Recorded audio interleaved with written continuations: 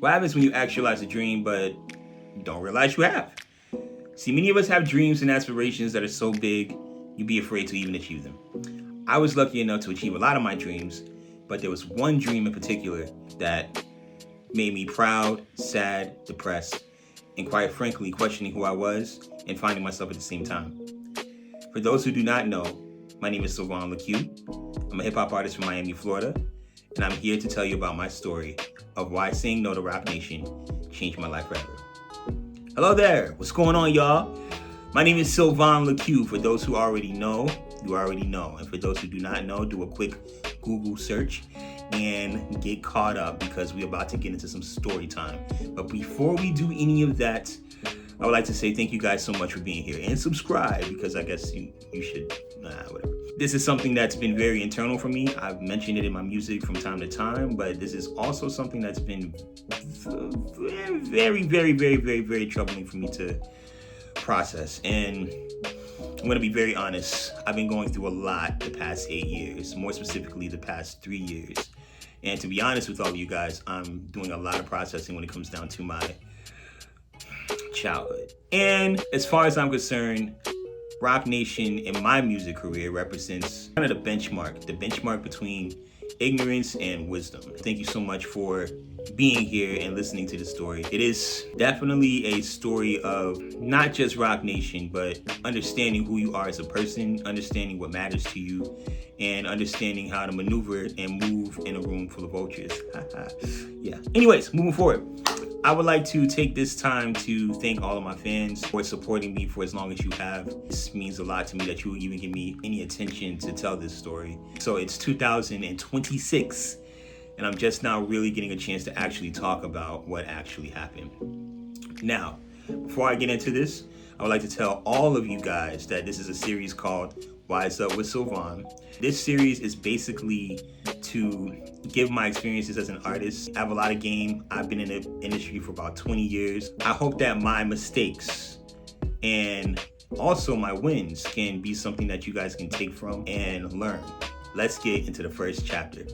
First chapter is ignorance. I want to start by saying that there are 4 prerequisites to wisdom: ignorance, knowledge, understanding, and then finally, wisdom. Can't get anywhere without acknowledging your ignorance. I wanted to rap ever since I was 7 years old. By the time I turned 11 years old, I found out how to record myself. By the time I turned 14, 15, I was recording myself so much that I was like, yo, let's figure out how to do this. Now, mind you, this is 2005, 2006. So there was MySpace. The internet was kind of just revving up, but for the most part, you had to get out there and press up some CDs and be in the hood. Now I'm from Miami and I was doing lyrical miracle raps. So it was all right for the most part, but I was building a buzz for myself. Around 16, 17 years old, I started gaining a local following, and then I started building a presence on the blogs. And by the time I really turned 18, I won a Jermaine Dupri contest with Tag Records, which is a whole other story that I'll probably talk about at some point in depth. And that catapulted me to be able to take the prize money, invest into myself, and start hitting these blogs. I became a blog star. By that time, I was going by Quest, dropping tons and tons and tons and tons of music. However, the music industry to me was just elusive. At the time, Drake, J. Cole, Wale was kind of like this. It was like this new renaissance, and Kid Cudi and all of these new guys. It was just like, oh, these guys are, on the blogs. And at the time, I was really tapped in. I was on Nah Right and Two Dope Boys, and I don't even know how long, to the point where it became like me being a fan for 3 years, and then I was getting posted on all those sites. And it was really, really beautiful to see because it boosted my confidence. And I went from begging people to hey, listen to my music. I just spent all this money on these CDs, to being I don't think I'm gonna do that again. I'm gonna go on these blogs and build a fan base. And it worked really well. That started my understanding of how to garner fans to a certain degree. But I was largely ignorant to how the music industry worked. At a certain point, I was hitting a wall, and by the time I turned 21, it wasn't enough for me to just be able to hit these blogs and say, hey, I'm gonna be like an artist and be a blog star rapper. You know what I mean? Like at a certain point, it was just not really feasible. I wasn't making any money and I didn't go to college. It was just kind of like, But at the same time, I was getting an education. And I was getting an education on what worked and what didn't work. I was doing shows locally.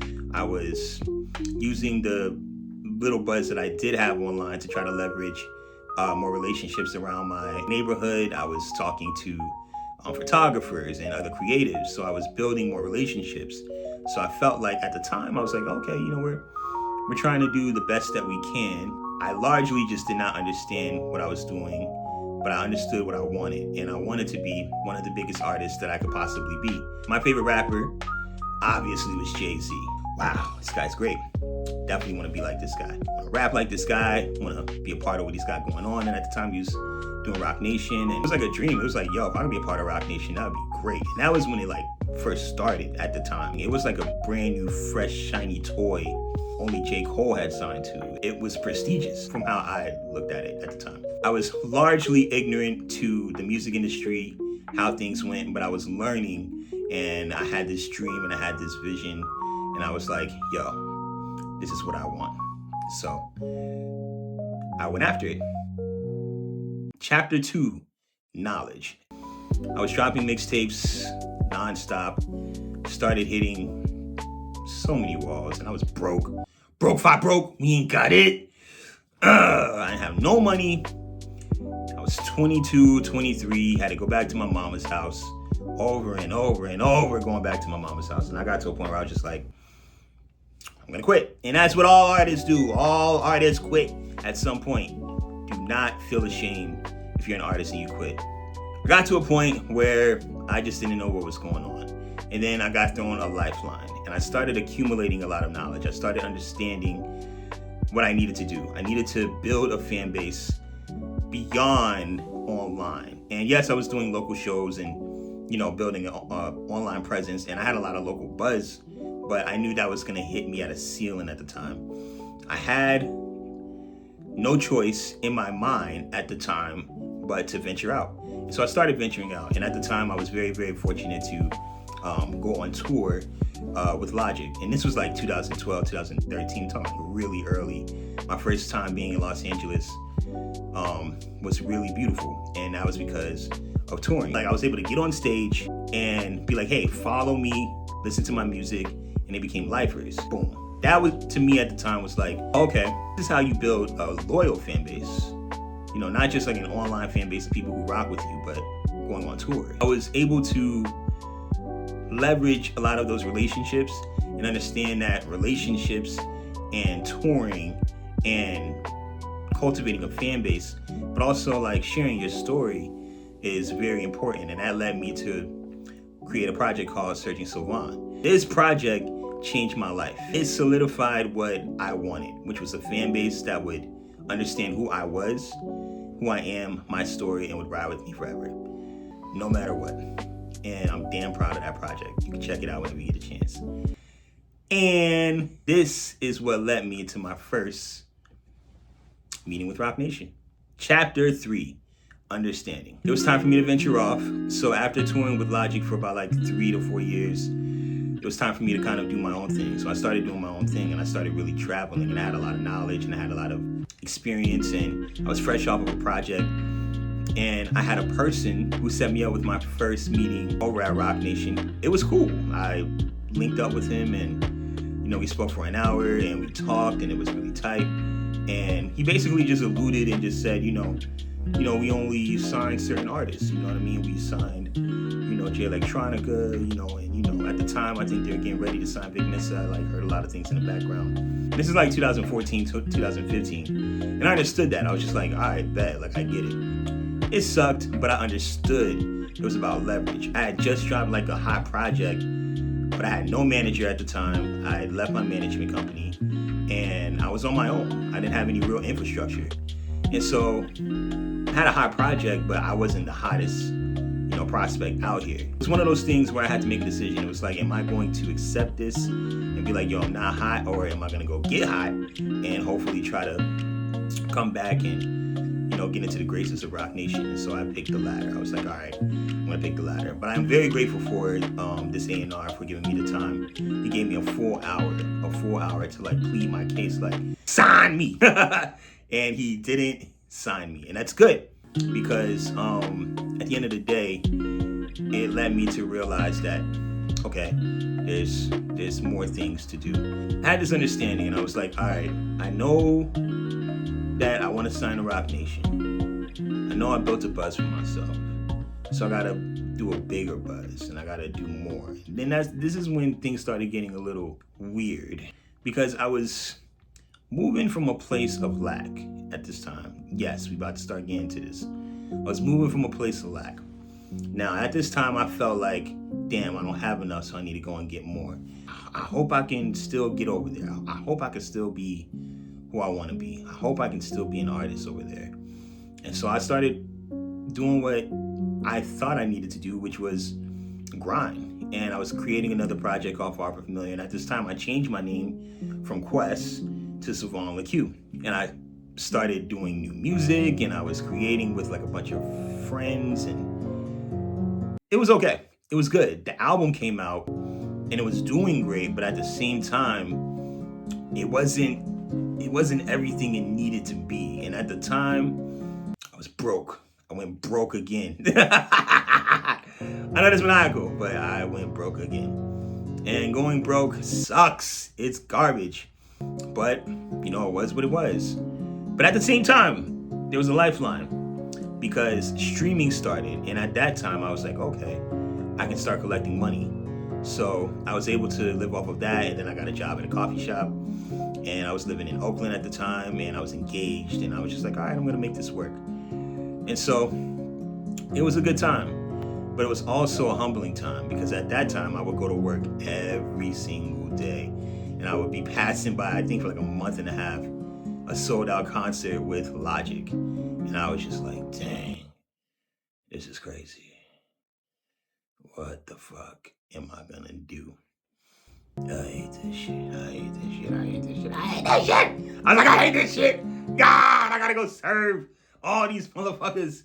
But I had an understanding. It was like, yo, like, you gotta get hot. And so at the time, I was kind of down on my luck, you know what I mean? And, my ex at the time presented me an opportunity to do something that radically changed my life, which was create a song for a headphone company. And this song was called Best Me.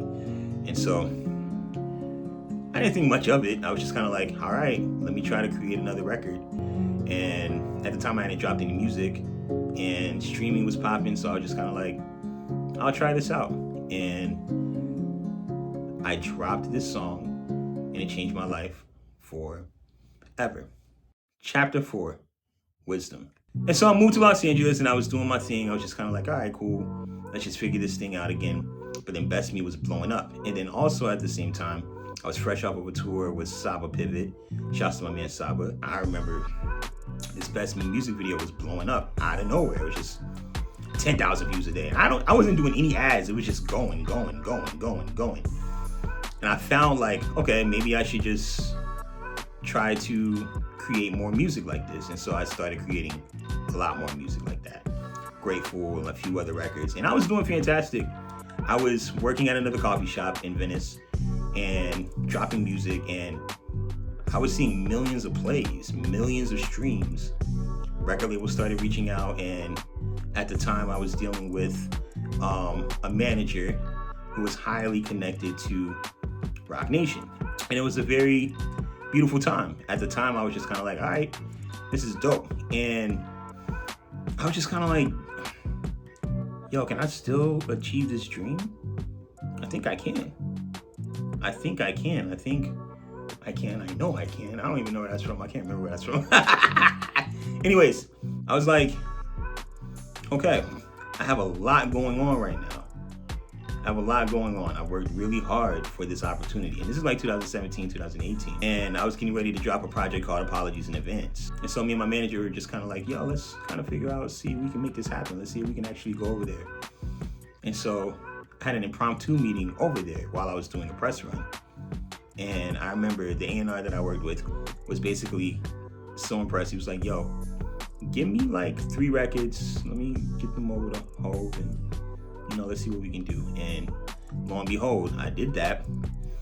And, you know, I got the bat phone from my manager that like, it's a go. He's approved. Let's get it cracking. And when I say I was, oh my God, I was with Jonathan Beneventi and I was screaming my ass off. I was so fucking, oh man. I was so fucking relieved because it was like this validation that I'd been seeking for a long time. It was an external validation. I wanted to be around these guys. I wanted to be around Jay-Z. I wanted to be around ROC Nation because I felt like if I'm around these guys, then I'm enough. Crazy, right? You thought that I was gonna say something different, more positive. No, not at all. I felt like I needed to feel like I was good enough as an artist, and ROC Nation symbolized that to me. Everything I saw in them, I refused to see in myself. And that was the truth. So much so that after I got the news, I started feeling really empty. And I was just like, why do I feel empty? Why do I feel like this shit doesn't even matter? It doesn't matter. Well, it's ROC Nation. And I was just so ready. I was just like, yes, this is gonna be incredible. But I was also empty. And I knew it was going down. And everything that I'd been busting my ass for was like, it was just like, why am I not fulfilled? But it was like a little whisper that started to turn into like a loud voice, that started to turn into a roar, and started to get down on myself. I got to a point where I was just kind of like, this doesn't make any sense why I'm not happy. It doesn't make any sense why I'm not fulfilled, why I don't feel good about myself. But yet everything is going great. I got all these plays, I got all this buzz, you know. It was one of the most confusing times in my life. But I had a job to do. I had a fucking job to do. And at this time, we sold out Los Angeles. That was my first sold out show. And then I went to New York City. When I sold out my first concert in New York City, all of ROC Nation was there. Like the whole staff. And it was overwhelming. And they were all like, yo, let's go to the office. Right after the show. I was like, all right, cool. And at the time, this is when wisdom starts kicking in. I met one of their VPs. I'm not gonna disclose who he is, but he basically just told me straight up, like, yo, man, like, I'm gonna keep it a beam with you. Like, I'm just coming out of retirement. And I was just like, word, red flag number 1. But I didn't think much of it. I was just kind of like, it's not something that you really want to disclose to, you know, a potential artist. Yeah, it's just not a good idea. And then red flag number 2 was they were just kind of like, yo, we can sign right now. We can go ahead and get this cracking. We can do what we need to do. And I was just like, nah, you can talk to my lawyers.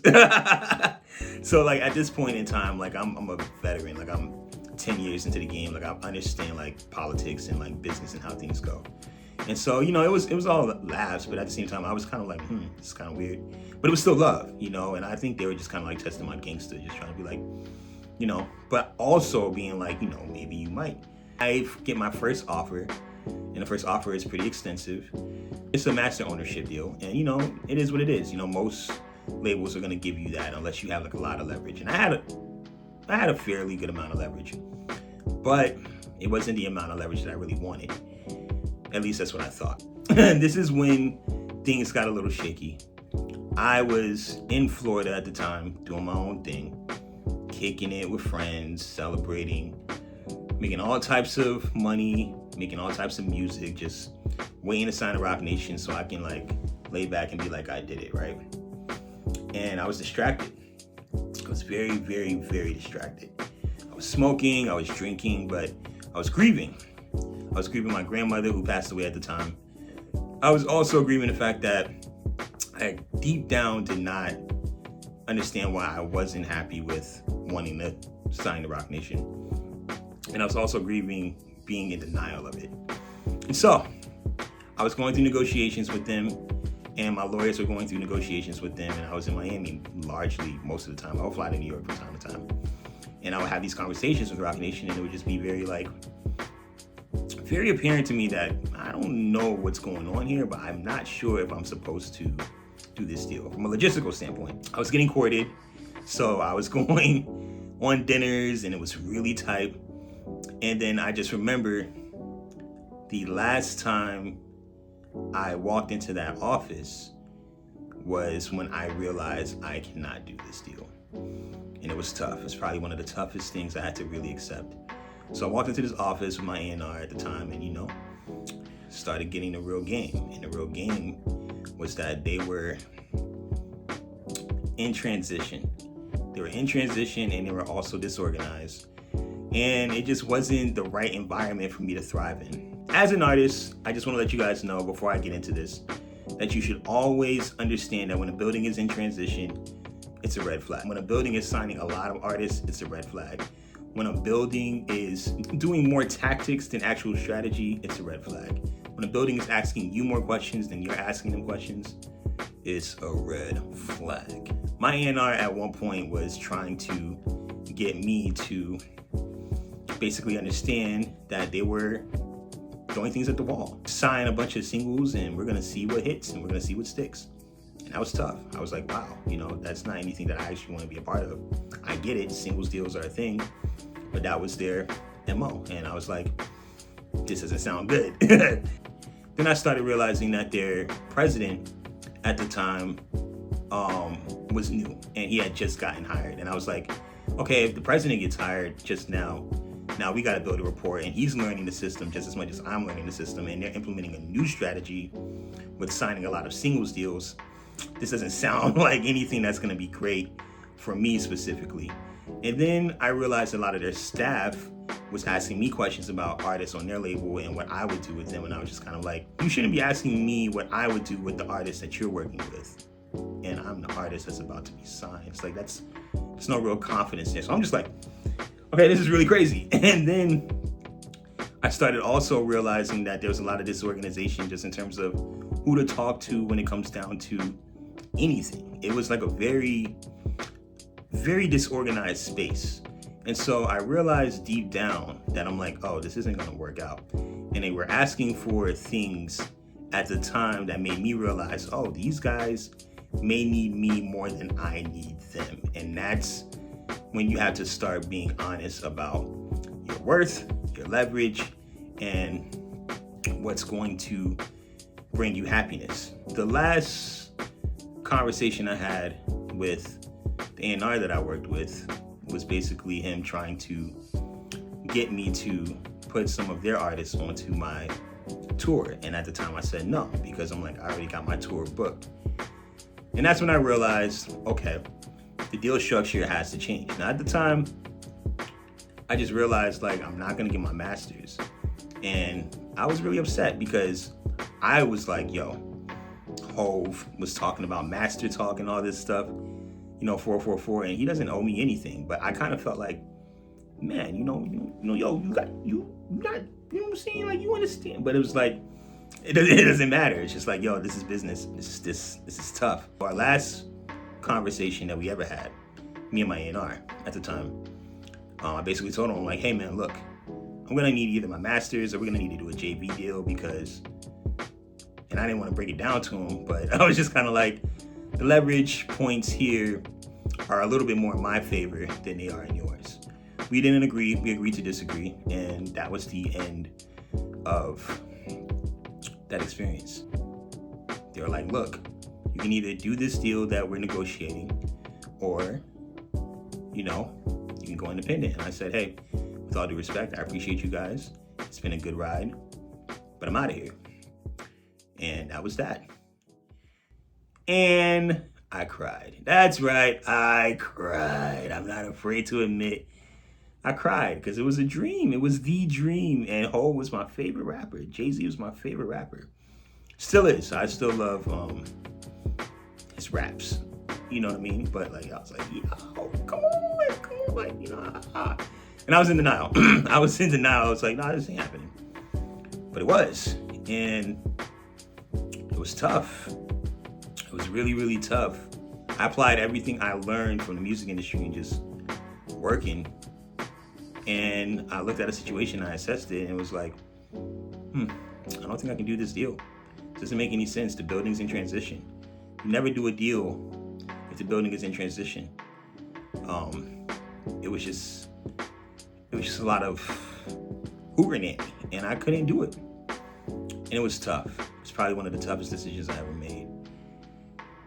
And then things got very, very, very, very dark. Wisdom is applying what you learned to your everyday circumstances. And I didn't do that. And when I say I didn't do that, I meant that I did that with ROC Nation and applying everything that I did, with, just learning what I was learning in the music industry. But when it came down to who I was as a person and tapping in with my soul, that's when the dark night of the soul really dropped. I was in denial about a lot of things. Number one, I knew deep down that this wasn't about ROC Nation. It wasn't even about Jay-Z. It was about me. It was about me understanding that I was going after these guys because I felt like I had something to prove to the world because I didn't feel good about myself. And that came from childhood trauma. That came from a lot of BS, not getting enough attention. A lot of us are just running. We're just doing stuff and going after things to try to prove ourselves either to the world or to our parents or to our girlfriends, our boyfriends, to our friends, to our peers, our circle. We're all on some level consciously aware of us wanting to feel seen, feel heard. We need these things. Things got really crazy for me. I was a gluttonous after that. I didn't want to do anything. And that led me to a dark night of the soul. That led me to a diagnosis that I'm still dealing with. That I had no idea. Not led me to, but afterwards, I ended up having a real diagnosis that I'm still dealing with. It led me to depression. It led me to all of these things that I was literally not really privy to. I was a very, very lost soul before ROC Nation. A lost soul. I was just chasing validation, a sense of worthiness, and self-love. And I think a lot of us as artists don't understand that. We don't know ourselves well enough. We think that we're just kind of in this motherfucker, trying to achieve our dreams, but we're trying to also fill voids. And I see it with a lot of artists, and I've seen it with myself. What I love about this story is that it's also a story of triumph, because I was able to really, really, really dig deeper into my heart and into my soul and ask myself, what was it about ROC Nation that I saw that made me dedicate so much of my effort, energy, time into achieving this thing? But the reality was that, and so I say this while being humble, I'm very proud of my decision, but it wasn't always the case. I was in deep regret because I didn't understand why I would go after something for so long, only to say no. And that's because my soul was calling me, bro. And it's not like my soul was calling oh, you're gonna sign and you're gonna regret it for the rest of your life and all this stuff is gonna happen. It's no, that's not the case. The reality was that I wanted something else. I wanted self-love. I wanted to accept myself. I wanted to be who I am. I wanted to be free. And it's not to say that ROC Nation symbolized prison, but for me, it represented not understanding that no matter what, it could have been Republic Records. It could have been Young Money. It could have been fucking OVO. If I wasn't happy with myself, if I wasn't accepting myself, I'm gonna always outsource that happiness and that self-acceptance through anything. And so, in conclusion, I would like to say that this story is about self-love. ROC Nation to me at the time was a lesson of self-love. You can't achieve anything in this world and be at peace if you don't have self-love. And as an artist, I want to let you guys know on a soul level, tap in with yourself, slow down, be mindful, be aware. Realize that it's not about other people, it's about you, how you see yourself. Start with yourself. I'm a big believer in God. I believe that all things are possible through God. And I'm going through some trials and tribulations, like I told you guys before, And for those who know, you already know, my diagnosis is a cancer diagnosis. And it's not the craziest cancer, but it's definitely not something that I take lightly. And I'm working on a healing protocol You know, I've been through chemotherapy. I've been through ICUs. I've been through immunotherapy.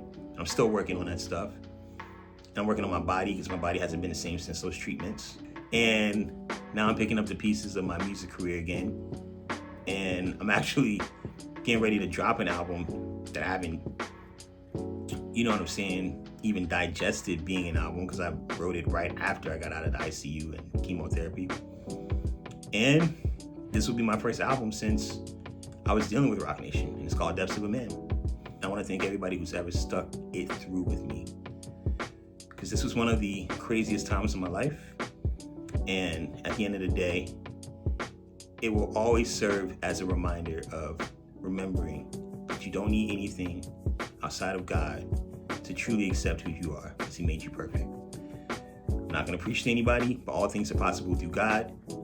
And I'm very grateful for my experience, good and bad. I love y'all. Take care of yourself. Stay blessed. In my next video, I don't know what I'm going to talk about, but I'm very excited, and I hope you can gain some wisdom from anything that I've said. Peace, love, and blessings. I'll talk to y'all soon. Depths of a Man, September 4th. Holla at your boy.